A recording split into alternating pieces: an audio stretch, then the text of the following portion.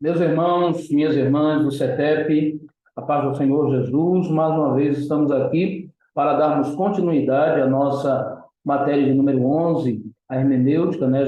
Já tivemos uma aula de hermenêutica, agora vamos dar continuidade nesta aula, prosseguindo, não é, a nossa apostila, e hoje, continuando a hermenêutica, a aula de número 11, não é a aula 2, na matéria de número 11. Deixa eu compartilhar aqui o nosso slide para nós vermos melhor aqui como é que vai ficar. Então, deixa eu ver aqui, compartilhando a nossa tela. Muito bem. Então, está aí, meus irmãos. Matéria 11, hermenêutica, a arte de interpretação, não é? Aula 2. Nosso primeiro slide, nós temos aqui a exegese e a eisegese, não é? Diferença entre exegese, que é a interpretação objetiva, e eisegese, que é a interpretação subjetiva. Então, vamos lá. O que é a exegese? Exegese é uma abordagem objetiva à interpretação bíblica. Ela busca extrair o significado do texto com base em evidências contextuais, históricas e linguísticas. A exegese procura entender o que o texto diz por si mesmo, seguindo os princípios hermenêuticos e considerando o contexto histórico, cultural e literário. Ela busca descobrir o que o autor originalmente pretendia comunicar aos seus leitores. Então, eu acredito que você já deve ter ouvido essa expressão.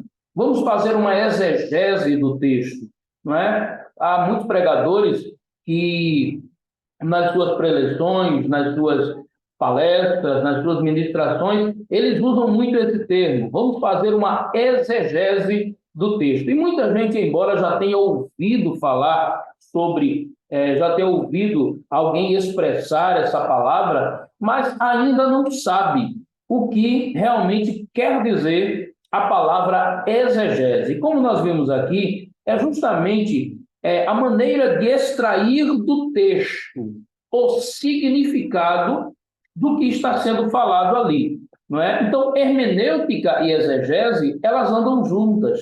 Tem que haver esse casamento, porque a hermenêutica ela fornece as ferramentas para você realmente extrair, fazer uma boa exegese, uma boa interpretação daquilo que o texto está dizendo. Porque, como nós já estudamos na aula passada, nem tudo aquilo que a gente lê, a gente pode interpretar de maneira literal, ou dentro do nosso contexto, da nossa cultura e da nossa linguagem, não é? Existem coisas que estão na Bíblia e que, para nós termos uma boa compreensão, a gente precisa conhecer a história, conhecer a cultura, conhecer justamente a linguagem literária, a forma literária que aquilo foi escrita, não é? Porque, como nós vemos, a Bíblia ela foi escrita em várias linguagens, em vários gêneros literários. Então, você precisa entender o que aquilo está querendo expressar para você, porque nem toda palavra que está na Bíblia ela pode ser compreendida hoje com o sentido que nós conhecemos. Eu acredito que eu falei na aula passada, por exemplo, na parábola do filho pródigo, quando o filho diz assim: quantos jornaleiros de meu pai têm abundância de pão e eu aqui pereço de fome, não é? Então, jornaleiro hoje para a gente é quem vende jornal, não é assim? Mas jornaleiro naquela época era quem trabalhava por jornada de trabalho, ou seja, era o diarista, era aquela pessoa que recebia por aquele período que ele trabalhava. Então, há uma necessidade de você realmente conhecer, não é? O contexto histórico, o contexto cultural, não é? E também a forma literária com que aquele texto foi escrito. Mas o que é a exegese? Não é? Na verdade, o que foi criado originalmente é justamente a exegese, que é a maneira de você extrair do texto a ideia original, o que aquele texto estava querendo dizer. Mas, com o passar do tempo, muitos começaram a criar a sua própria exegese. E o que é a exegese? É a maneira que as pessoas entendem e querem trazer a sua compreensão daquele texto. E muitas vezes está errada. Na verdade, o correto é se fazer uma exegese, procurar saber o que o texto está dizendo. Mas muitos não, muitos eles trazem a sua própria interpretação.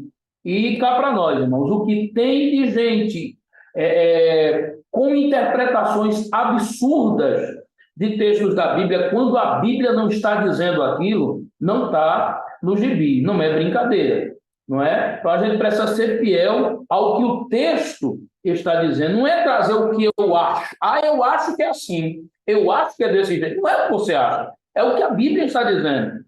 Então a exegese, ela é perigosa, perigosíssima. Por quê? Porque por causa da exegese, que é a interpretação pessoal,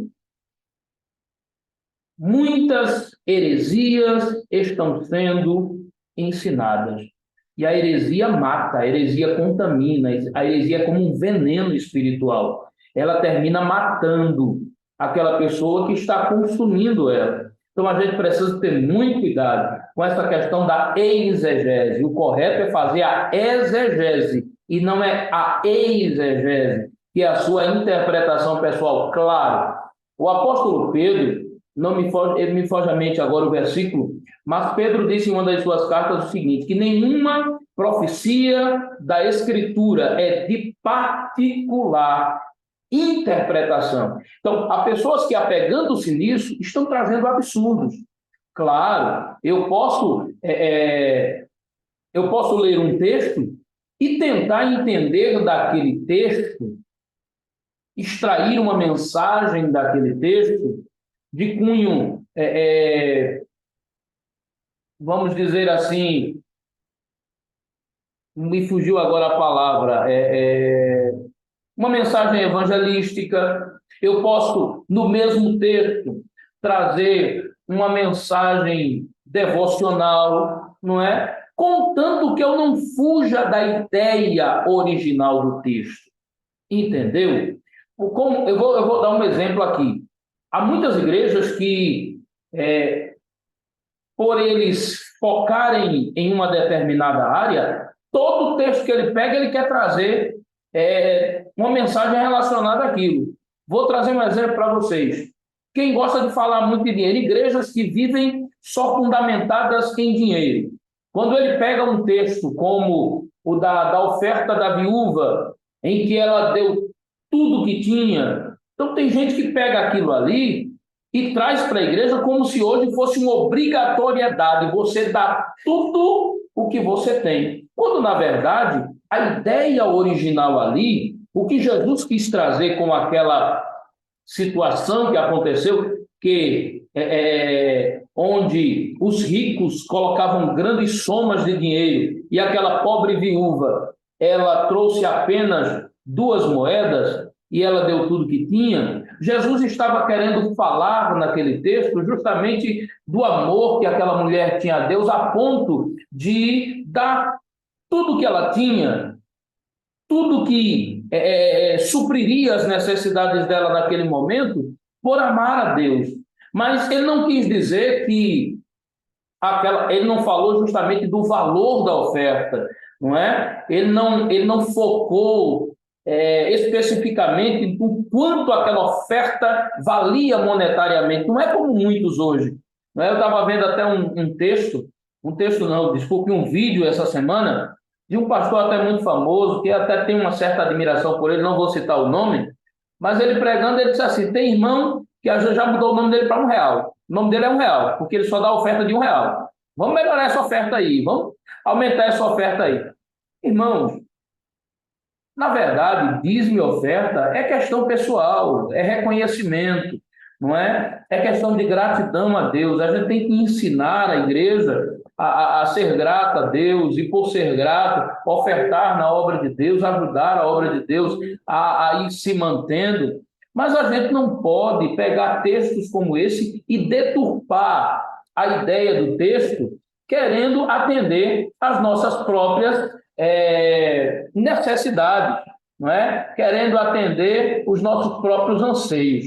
Vamos ver aqui também, irmãos, no próximo slide, técnicas para fazer uma exegese adequada. Então, a gente precisa, irmãos, justamente de algumas ferramentas, não é? Para fazer uma exegese correta do texto. Então, para realizar uma exegese adequada, é importante seguir algumas técnicas-chave. Primeira, estudo do contexto. Comece considerando o contexto histórico, cultural e literário do texto. Isso inclui a identificação do autor, destinatários, data e local de escrita, eventos relevantes à época e o gênero literário. Irmãos, isso é muito importante. Você saber para quem está sendo aquela palavra, para quem o Senhor está falando. Se toda palavra, toda profecia bíblica eu posso trazer para a minha vida e não dá, irmãos. Por exemplo, você vai ver principalmente no livro de Ezequiel, no livro de Jeremias, profecia contra os assírios, profecia contra os caldeus. Irmãos, era uma profecia direcionada especificamente para aquele povo. Entendeu? Então, tem coisas, tem profecias que a gente não pode tomar aquela palavra para nós hoje. Existem textos que a gente não pode querer adequar os nossos pensamentos, aos nossos anseios para o dia de hoje. Por exemplo, há um erro muito grande de alguns pregadores pentecostais que pegam aquele texto de que quando o Senhor manda o anjo espalhar brasas sobre a cidade, aí pegam isso como um avivamento, mas aquelas brasas ali eram brasas de juízo. Deus estava julgando a cidade, Deus estava julgando aquele povo, não era um avivamento, entendeu? Então, irmãos, existem coisas que a gente precisa conhecer justamente o contexto. E o contexto, como eu já falei para os irmãos, nem sempre está no próprio texto, porque há muitas pessoas que acham que o contexto é só o texto antes e o texto depois, mas, na verdade, o contexto é o texto que vem antes, é o texto que vem depois. Às vezes o contexto está no livro, o contexto está num testamento, está só no Novo Testamento, às vezes o contexto está no Velho Testamento. Existem coisas do Novo que você vai precisar conhecer o Velho. Existem coisas que estão no Novo Testamento que, se você não conhecer também a história, você não vai entender. Você quer ver um exemplo? Lá no livro de João, se não me forge a mente, desculpem que nem tudo a gente guarda, não é? Mas no capítulo 10, eu acredito, que a Bíblia diz assim: e celebraram a festa da dedicação e era inverno. Para vocês entenderem esse pequeno versículo, você precisa estudar a história extra-bíblica. Por quê? Porque a festa da dedicação, você não vai ver ela no livro do Levítico, você não vai ver ela no livro do Êxodo, no Deuteronômio, onde fala sobre as festas, não. Essa festa da dedicação, ela aconteceu no período chamado interbíblico, que é o período de Malaquias a Mateus, que é considerado pelos teólogos como silêncio profético, período de 400 anos.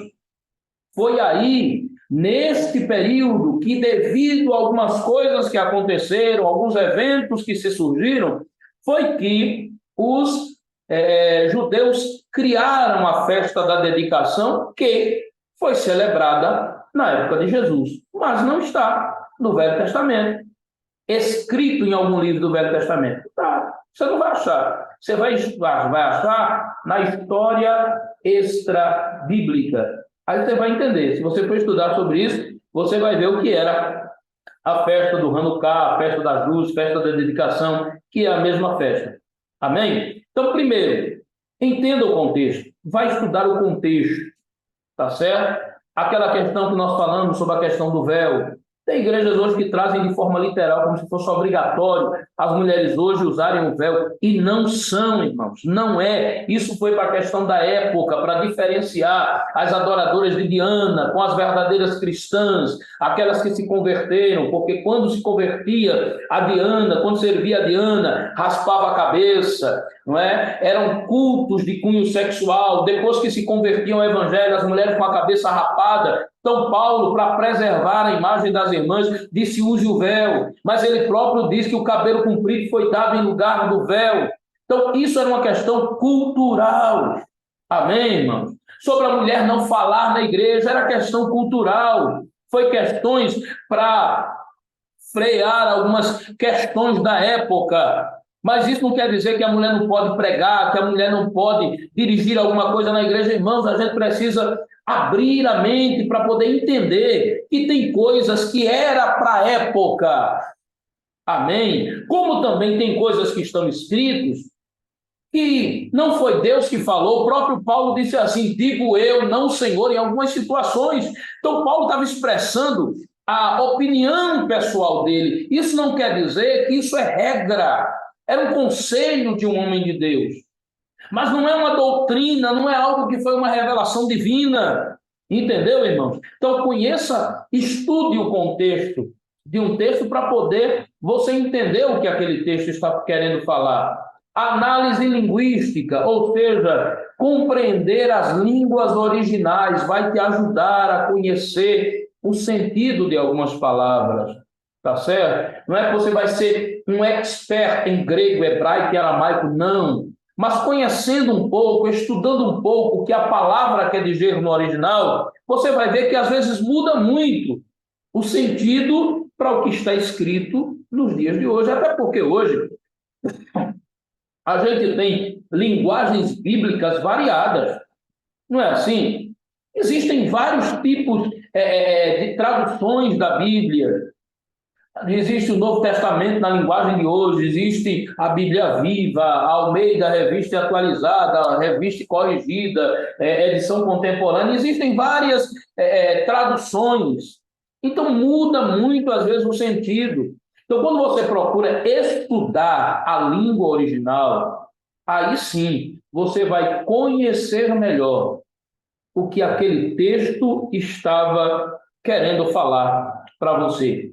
Interpretação contextual. É a mesma coisa sobre o estudo do contexto, não é? Entender o porquê aquilo foi dito, quando foi dito, para quem foi dito. Isso é importante. Consulta a comentários e recursos acadêmicos. Estude o que outras... Por exemplo, você lê um texto. Você interpretou aquele texto de uma determinada maneira. Não, eu vou estudar aqui a chamada de Davi. Mas eu entendi uma coisa. Mas vamos procurar alguns comentários bíblicos, não é? Valer a opinião de outras pessoas. Isso não quer dizer que o fulano de tal, só porque é escritor famoso, está certo e você está errado. Porque tem muita coisa que escritores famosos estão escrevendo que não tem nada a ver. Ele está fazendo a exegese dele. Então, às vezes, a tua interpretação pode estar muito mais correta do que a de um escritor famoso aí. Por exemplo, eu tinha uma Bíblia, não é?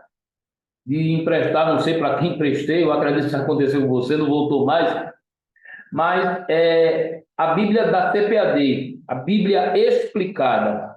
Originalmente, ela foi escrita como um livro, não é? Ela não tinha os versículos, não, ela tinha o comentário dos capítulos. Hoje, me parece que a CPAD ela já fez ela com capítulo, versículo e as explicações embaixo, mas na época era só um livro grande. E eu estava estudando nesse comentário, na Bíblia Explicada, sobre a consulta de Saul àquela pitonisa, não é? Aquela feiticeira. E o autor do texto, ele diz que realmente quem subiu para a consulta foi Samuel. E eu não concordo com isso. A própria CPAD, os editores colocaram uma nota dizendo que aquilo era a opinião do autor, mas que eles discordavam também. Por quê? Deus não falava com Saul por sonho, por profecia, por palavra, pelas pedras sagradas, que era o Urim e Tumim, ia falar por meio de uma feiticeira. Você acha? Então, irmãos, existem pessoas que são famosos escritores, mas cometem erro porque são humanos. Então, leia comentários bíblicos, leia recursos acadêmicos, que está aí na internet, tem muita coisa boa na internet, mas tem muita espinha também. Olha, ler é como você comer peixe. E aquele peixe que tem muita espinha, às vezes o peixe é tão gostoso, né? A carne é saborosa, mas se você não tiver cuidado, você se engasga com as espinhas. Do mesmo jeito, são os escritos acerca da Bíblia, não é? Nem tudo que a gente lê, a gente pode ter isso como algo que é verdadeiro, não é? Então, tenhamos muito cuidado com isso. Comparação com outras passagens bíblicas. Compare o texto com outras partes da Bíblia, para ver como os temas e conceitos são tratados em diferentes contextos. Isso é muito importante, principalmente nos evangelhos. Mateus, Marcos e Lucas, que são chamados evangelhos sinóticos ou idênticos, semelhantes. Nesses evangelhos, você vai ver, às vezes, os três falando da mesma passagem e, às vezes, tem uma diferençazinha. Não é? Ah, está errado, a Bíblia está se contradizendo? Não, queridos. É aquela questão que nós falamos. Narrativas, às vezes, são passadas de maneira diferente. Por exemplo, às vezes eu vou contar uma história para você de algo que aconteceu e eu conto de uma maneira. Às vezes vem outra pessoa contar a mesma história, ela cita um outro detalhe que eu não contei. Às vezes vem uma terceira pessoa e ela cita outro detalhe que nem eu e nem a segunda pessoa contou. Por quê? Porque foi a maneira de narrar aquela situação. Então, quando você compara os textos da Bíblia, você vai ver algumas diferenças, porém, por questões de narrativa de quem escreveu aquilo ali. Não quer dizer que está havendo contradição, entendeu? Outra coisa, atenção à história da interpretação. Familiarize-se com a forma como os eruditos e teólogos ao longo da história interpretaram o texto, reconhecendo a tradição, que a tradição também desempenha um papel na interpretação. Isso é importante também. Você ler comentários também de intérpretes, de escritores antigos, não é só ler os de hoje, não é você também respeitar aquilo que, ao longo da história, a igreja vem aprendendo, entendendo que todo escritor não é dono da verdade, tá certo? Até grandes eruditos, eles podem ter interpretado coisas de maneira que não condizem com a ideia original do texto. Então, tenha muito cuidado. Isso é importante você conhecer, sim, mas não é tudo. Amém? Então, próximo contexto. Tipologia e alegoria. Isso aqui é muito importante. Vamos lá. O que é a tipologia? A tipologia é uma forma de interpretação que identifica relações entre pessoas, eventos ou coisas do Antigo Testamento e seu cumprimento, ou antítipo no Novo Testamento. Por exemplo, Adão é considerado uma tipologia de Cristo, pois ambos desempenham papéis importantes na história da redenção. Então, tipologia é algo que é muito importante a gente conhecer também. Por quê? Isso enriquece o nosso conhecimento, enriquece as nossas mensagens, principalmente para quem gosta de mensagens de cunho temático, não é? Que a gente vai ver isso na próxima matéria, que é a homilética, não é? Então, a tipologia é justamente uma linguagem simbólica, não é? Onde pessoas e coisas e eventos do Antigo Testamento representam pessoas e coisas também e eventos do Novo Testamento. Como assim, pastor? Vamos lá. Exemplos de tipos de Cristo no Antigo Testamento. Adão. Adão é um tipo, ele é chamado de um tipo de Cristo, ou seja, ele é um símbolo. Mesmo lá no Antigo Testamento, mas ele já representava espiritualmente Jesus lá no Novo Testamento. Adão é frequentemente considerado um tipo de Cristo, por quê? Assim como Jesus, ele é visto como um novo começo para a humanidade. A queda de Adão no pecado é comparada com a redenção por meio de Jesus Cristo. Até Paulo ele disse que Jesus é o segundo Adão, não é? Assim como através de Adão surgiu a humanidade, através de Cristo surgiu também um novo povo, não é? Que é a igreja, onde de judeus e gentios o Senhor fez um só povo. Então vamos lá, algumas passagens bíblicas que apoiam essa interpretação. Ah, não, Adão é um tipo de Cristo, mas como é que eu apoio isso? Romanos 5, do 12 ao 19, diz assim: nessa passagem o apóstolo Paulo compara a transgressão de Adão com o dom gratuito de Deus em Jesus Cristo. Ele descreve Adão como aquele que trouxe o pecado e a morte ao mundo, enquanto Jesus Cristo é aquele que traz justificação e vida eterna. Então, depois você lê aí, pega a sua Bíblia, pausa o vídeo, vai ler aí Romanos capítulo 5, versículos 12 ao 19, e você vai ver justamente Paulo trazendo esse paralelo entre Adão e Jesus. 1 Coríntios 15, do 21 ao 22, Paulo aborda a ressurreição dos mortos e estabelece uma conexão entre Adão, o homem que trouxe a morte, e Jesus, o homem que traz a ressurreição dos mortos. Gênesis 3 e 15, esta é uma referência ao primeiro evangelho, onde Deus fala a Satanás, prometendo que da descendência da mulher esmagará a cabeça da serpente. Os cristãos veem isso como uma promessa messiânica que se cumpre em Jesus Cristo. Então, todos esses textos aí, é importante depois você dar uma pausa no vídeo, na aula, e você lê, tá bom? Lê e procura entender, compreender onde Adão e Cristo existe uma correlação. Então, vamos lá. Contexto histórico e cultural. Deixa eu ver aqui.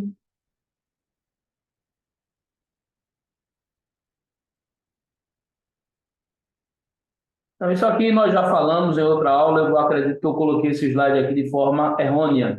Vamos lá. Outro tipo de Cristo no Antigo Testamento. Abel, ele é visto como um tipo de Cristo devido à sua inocência e ao seu sacrifício aceitável a Deus, que prefigura o sacrifício de Cristo na cruz. Então veja aí, Gênesis 4:4, descreve como Abel ofereceu a Deus os primogênitos de seu rebanho e gordura deles, o que é interpretado como um ato de adoração aceitável. No entanto, no Novo Testamento faz uma conexão direta entre esse ato e o sacrifício de Cristo. Aí Hebreus 11:4, que diz que no Novo Testamento, na carta aos Hebreus, Abel é mencionado como um exemplo de fé, não é? E em Mateus 23:35, Jesus menciona Abel como um exemplo de um justo cujo sangue foi derramado. José é um outro tipo de Cristo também. José, filho de Jacó, é frequentemente considerado um tipo de Cristo devido à sua vida de sofrimento injusto e subsequente exaltação. Sua história é vista como um paralelo à paixão e ressurreição de Jesus Cristo, não é? Então veja aí as semelhanças entre José e Jesus. Eram filhos amados pelo pai, foram traídos pelos seus irmãos. José passou por traição pelos seus irmãos, Jesus também.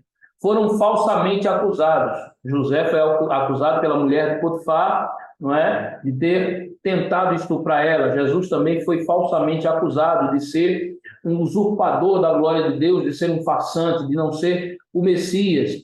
Os dois sofreram injustamente. Os dois salvaram suas famílias, não é? Através da ida de José para o Egito, a família de Jacó, que era o povo de Israel, foi preservada da fome.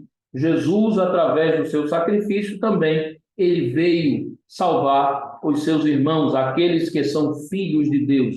Através de José, houve reconciliação e perdão. Através de Jesus também, reconciliação e perdão.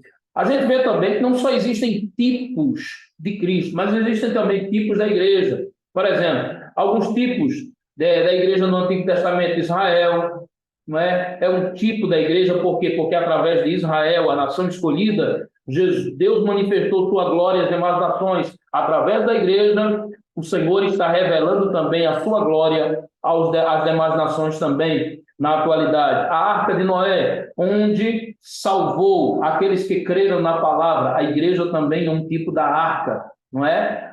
Ou a arca é um tipo da igreja, porque hoje, através da igreja, muitos estão sendo salvos da destruição.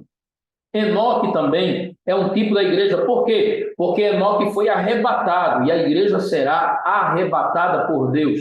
Rebeca é um tipo da igreja. Por quê? Porque assim como o encontro de Rebeca com Isaac consolou o coração de Isaac, não é? Assim como houve aquele encontro, assim também a igreja é a noiva do Cordeiro, que um dia irá se encontrar com ele e viver eternamente juntos, não é? O tabernáculo, que era o templo de adoração, também é um tipo da igreja. A rainha Esther também é um tipo da igreja. Por quê? Porque através de Esther, o povo foi livre das ações de Amã, não é? Que era o inimigo do povo de Deus. Também através da igreja, o Senhor tem quebrado os laços, as investidas do inimigo contra muitas vidas. Ruth também é um tipo da igreja, porque assim como Ruth era uma mulher gentílica, não é? Não era israelita, mas que vindo ela para a Terra Santa, para Israel, para Belém, para o lugar do povo de Deus, ela foi remida por Boaz, não é?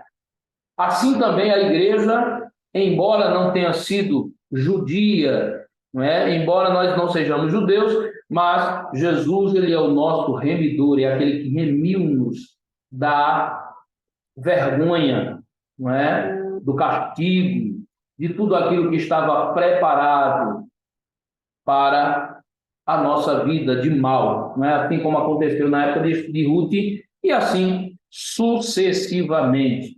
Agora, além de tipos, existe a alegoria. O tipo são pessoas, são coisas, mas a alegoria é uma forma de interpretação que busca significados ocultos ou simbólicos em um texto, muitas vezes indo além do significado literal. A alegoria pode envolver a interpretação de elementos do texto como símbolos de verdades espirituais mais profundas. Ou seja, o tipo é uma coisa, são pessoas, são coisas que representam pessoas e coisas futuramente também.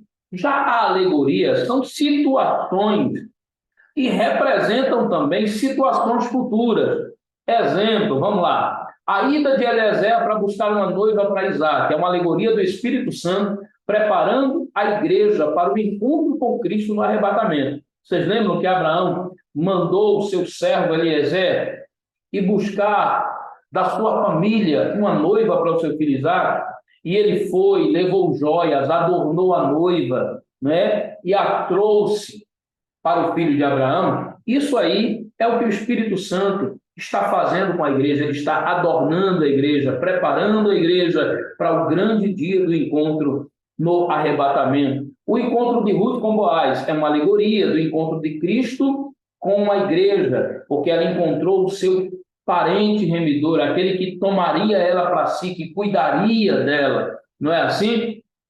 Então, isso é uma alegoria justamente do que vai acontecer com a igreja. O arrebatamento de Enoque é uma alegoria do arrebatamento da igreja, não é? A igreja será tomada também assim como Enoque ele foi tomado aos céus para viver com Deus. Assim também será com a igreja do Senhor. E o sacrifício de Isaac é justamente uma alegoria do sacrifício de Cristo no Calvário. Assim como Abraão ofereceu o seu filho como um cordeiro, como um sacrifício ao Pai, assim também Jesus ele foi oferecido como Cordeiro de Deus que tira o pecado do mundo. Então, aí mais exemplos de alegorias na Bíblia, não é? Alegoria da videira verdadeira em João 15, do 1 ao 8.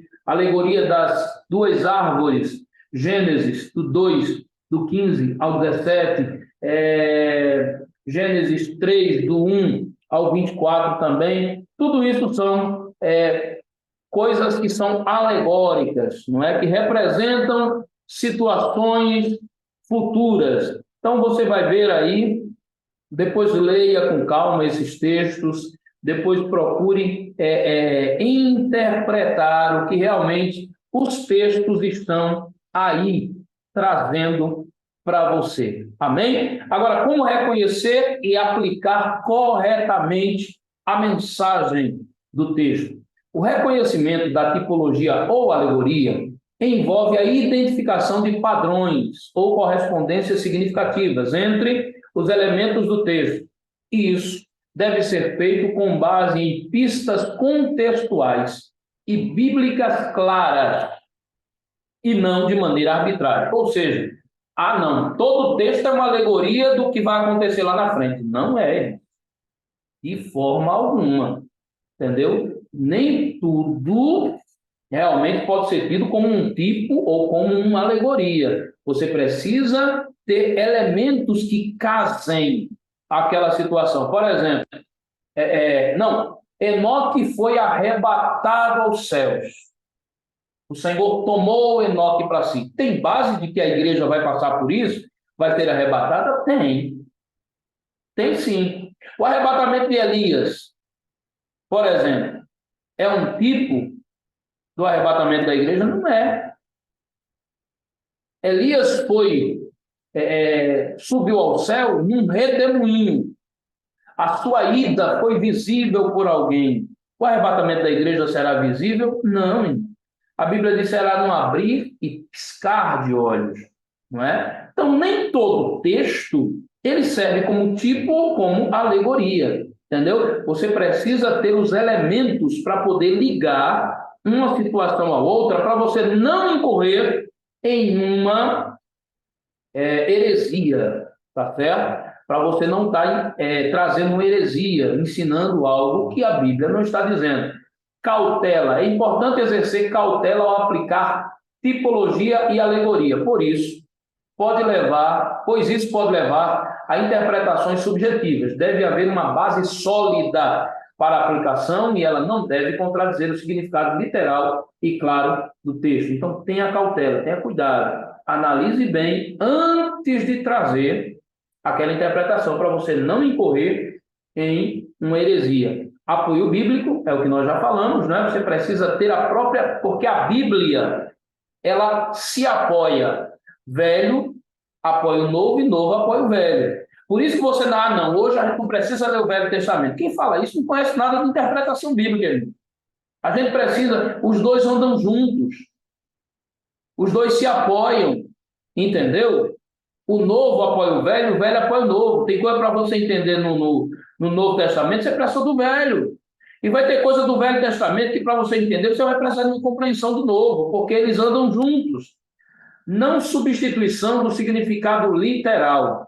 A interpretação tipológica ou alegórica não deve substituir o significado literal e histórico do texto, mas complementá-lo, fornecendo insights, que são insights, compreensões adicionais ou dimensões espirituais. Por exemplo, eu não posso querer substituir também aquilo que o texto está dizendo. Isaac olhou para Rebeca, se apaixonou, se casaram. Então, isso aqui não fala do casamento de Isaac, isso aqui está falando só do arrebatamento da igreja, não, irmão. Ele está falando do amor de um homem com uma mulher, não é? Ali está falando justamente do casamento, de uma junção que trouxe consolo ao coração daquele homem. Representa o encontro de Cristo com a igreja? Representa também. Mas eu não posso dizer que ali não tem o seu significado literal. Tem, e muito. Amém? Vamos lá. Deixa eu ver aqui. Esse foi o último slide. Então, irmãos, só resumindo aqui. A exegese é justamente a maneira correta de você interpretar um texto. Então tenha cuidado ao fazer uma interpretação, ao tentar entender o texto, procure ler alguns comentários, procure ler em outras passagens semelhantes, não é? Que é muito importante, porque às vezes existem detalhes que enriquecem o texto, enriquecem a mensagem que o texto está trazendo.